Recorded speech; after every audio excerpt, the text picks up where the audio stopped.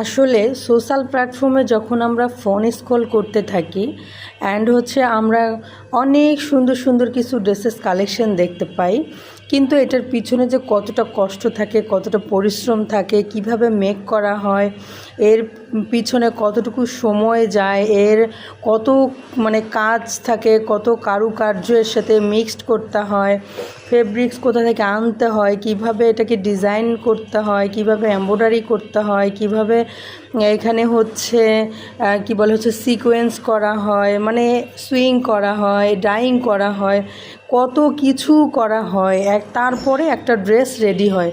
So বন্ধুরা, আজকের ভিডিওতে থাকছে এই সব কিছু। তো আসসালামু আলাইকুম, তোমরা সবাই কেমন আছো?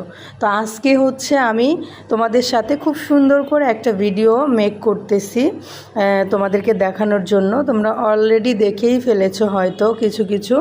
তো আমি দেখতে পাচ্ছ আমার হাতে যে ড্রেসগুলো, এগুলো কিন্তু খুব গর্জিয়াস কালেকশনস হবে, এবং এগুলো কিন্তু পুরো বডিতে একদম সিকোয়েন্স করা, এমব্রয়ডারি ওয়ার্ক করা আছে, এবং জর্জেট, তারপরে টিস্যুর উপরে অনেক ড্রেসগুলো মেক করা হচ্ছে।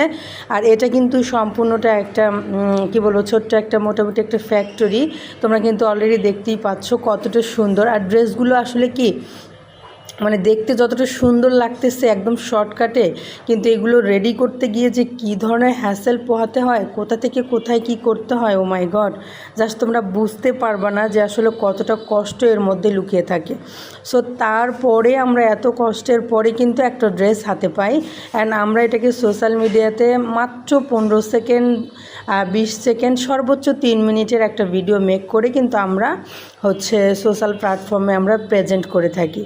সো সেখান থেকে কিন্তু আমরা অনেকেই এখান থেকে আমরা ড্রেসগুলো আমরা কিন্তু পারচেস করি, অ্যান্ড অনেক রকমভাবে অনেকে এখান থেকে বিজনেস করি। ব্যাপারটা এরকম। সো বন্ধুরা, আজকে তোমাদের সাথে এত কিছু শেয়ার করার উদ্দেশ্য একটাই, যে আসলে এই যে আমরা এত সুন্দর সুন্দর ড্রেসগুলো পেয়ে থাকি, এগুলোর পিছনে কি কারণ থাকে সেটাই তোমাদেরকে জানানোর জন্য অ্যাকচুয়ালি আমার এই ভিডিওটা করা। আর আমি যেহেতু এই ড্রেসগুলো এখান থেকে মেক করে থাকি, অ্যান্ড আমার যেগুলো ড্রেস আমি সেলস করে থাকি সেগুলো কিন্তু আমার এরকম অনেক ড্রেস আমি এখান থেকে মেক করে থাকি।